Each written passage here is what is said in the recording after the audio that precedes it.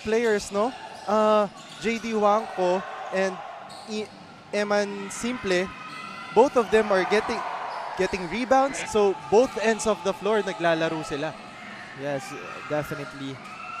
And example, number that, getting a steal and getting a basket. Meanwhile, Marikina, another Quito. They're missing one of their key players din, the Iron Heart, itong si Domeng Ngo. Okay. So possibly if you're Marikina, you want to take advantage of that fact. Yes. And With the Junior Shoemasters, they have it. Attacking the lane, putting it in. That was Enriquez of Marikina. So, nurturing years, kumbaga. Although it's a huge gap, no, yung 11 and 14, because the growth spurt ng 14 years old, medyo malalaki na, and yung body type nila is, but nonetheless, no, hindi pa rin dapat mawala yung basic fundamentals for. Meanwhile, a pound for pound fitness foul counted move. Offensive fundamentals nila, yung lateral movement, and yes, but you can see here, medyo nagulat sila sa depensa ng Marikina, no? But that was a good move by number 3. Yes, Orange Quito, JD Wangko, pound for pound, fitness foul, counted move. 3 boards, 3 dimes, 3 steals in their last game. Quality. Yes, played 22 minutes. Sent in the field goal.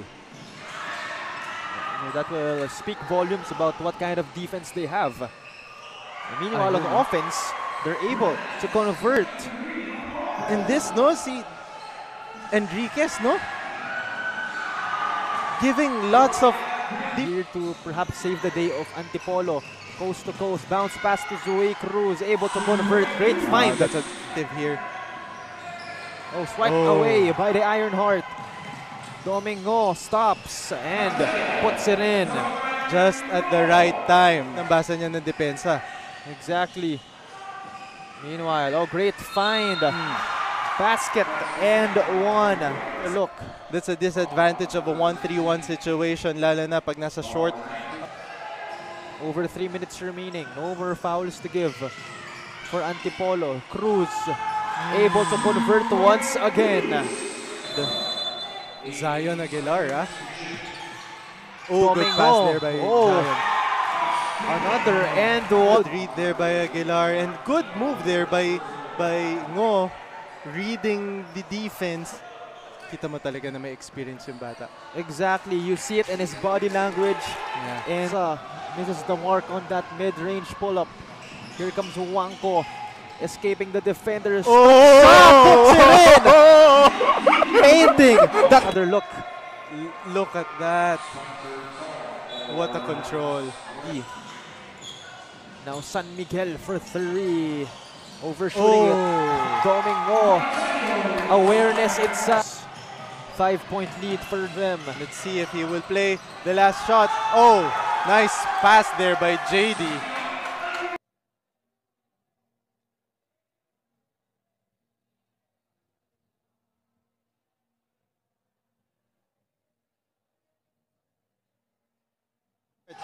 And kung makikita mo dito, hindi naman sila nawala ng kumpiyansa, but still making a bucket.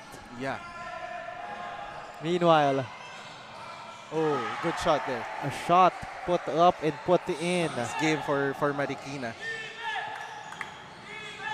Meanwhile, De La Rosa pulls up, puts it in. Great play. Good play there. Hand off. While it's with Antipolo. Malquisto fades away, puts it in. Good body control there by number 11. Lang talaga yung gumagawa for Marikina. And let's see who will fill up that big hole. What a play executed by the JY Tyrants. Another missed shot right here. Domingo rushing, running the race. Sidestep Yuri. Now you see me, now you don't. What the? No good on that in between. Here comes Wangko. Great find to Aguilar once again. And one. That contact sila, Pound per pound fitness foul counted. Kita mo talaga yung chemistry. 35 to 28 at half as Antipolo up by 7. And definitely an electrifying quarter for them. A lot of good executions. 3. And example. And just like that. So, Yes. doon talaga nila makukuha yung score nila. Sends it to Wangko. He pulls up top of the arc. Doesn't fall. Simple fades away. Simple move by a simple guy. Mahaba ang galamay ni Simple. Nothing you could do. Meanwhile, Hanopol, mid-range Nice jumper goes in. To find that the right guy to take that shot at the right time, at the right spot. Meanwhile, Malquisto sends that baby home. This Antipolo squad really on a roll. Wangko, Malquisto, Aguilar. Yeah. Oh. Meanwhile, the Iron Heart finding a way to put the ball into Defend like that against Ngo. Eslao. Mid-range jumper going in. Marikina slowly. Meanwhile, Simple being swarmed, but it doesn't matter. Tataas lang niya yung... Simple harassing the defender. Meanwhile, Wangko. Oh, crazy shot. Putting it in. What a move there by JD. With this number 26 guy. Cayoso. Inside. Scoops it up against Eman Simple. How did he get that? Meanwhile, Malquisto sends it out to Wangko. The spin. Kicks it out once again. Malquisto sends that baby home. He plays good defense. And kicks it out. Malquisto. Another try.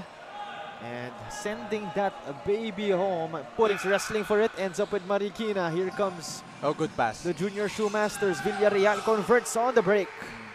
Good pass there. Oh, losing the rock. Great passing by Marikina. 4 points in a row for them, both in the break.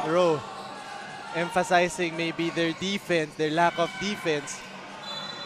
But as you were saying that, Pati ako napalakpak eh. Sayang yung effort eh. For Marikina. exactly. Just erasing all of it. Marikina looking to score. Going in on that lucky bounce. Medyo pagod na. Oh, look at that. Meanwhile, a three-pointer once again for Antipolo. Not looking good for Marikina, but still. Good inbound play there. Props to coach. Was it Ngo who passed the ball? As definitely a big quarter for the JY Titans. May kita mo talaga dito, no? Yung fast break opportunities din talaga nakakuha ng basket itong Marikina. Definitely giving themselves a big cushion, but napumunta sa big man eh. Yeah. Meanwhile, the fade away, Eman Simple again bothering this Marikina squad, but Eslao able to find a gap. Wangko running the race. Gives it to Las Marias. First bucket of the game again. Yes. Meanwhile, just down by 13 is Marikina. Actually make that 15 once again. As Zion Aguilar might have... Columbre sends it to Hanopol. Fade away goes in for Marikina. But nonetheless, they will have a possession right here. But Malquisto has something to say about it. Falling like they're not yet done. Domingo attacking, scoops it up and in. You can see that leap. Antipolo still really trying. Nakakakuha talaga sila ng basket, no? And Zway Cruz, another conversion. Good coach. Yes. They're getting stops. Iko fires for 3, goes in. Finally. From that left wing.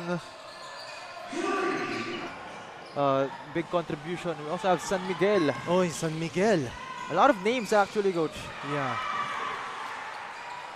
Marikina makes a bucket in scenario. Down by 15. Swiped away by Malquisto. No defender inside. He puts it in. Department. Kaso nga lang, 59 point is not enough. Good backdoor play there. And Antipolo is not yet done. You see? Oh, Sway Cruz! Public definition of playing until the clock strikes 0. Good up and under. That was burn the clock. San Miguel has it. Sends it to Cruz. There by Passing. Cruz. Again, they're far ng Antipolo. Maraming players na hindi naman na-activate last game. But now, grabe yung inambag. So maybe that'll be the case for the next game of Marikina. They need to study again their roster and how they kasi it's a matchup game. Yes, and definitely may silver lining yung game na to.